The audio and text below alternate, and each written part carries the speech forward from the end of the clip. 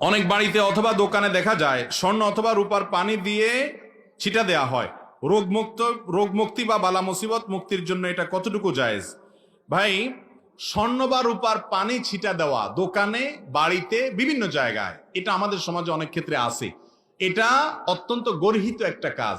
ইসলামের দৃষ্টিতে কোনো মুসলমান বরকত বা কল্যাণ আশা করবে আল্লাহর কাছে, স্বর্ণ বা রূপার ভিতরে কোনো কিছু কোরআন হাদিসে কোথাও বলা নাই স্বর্ণ রূপা ধুয়ে দিলে কোনো লাভ হবে, বরং এগুলো কুসংস্কার, এগুলো ইমান নষ্ট হতে পারে এরকম বিষয়, শিরকপূর্ণ বিশ্বাস।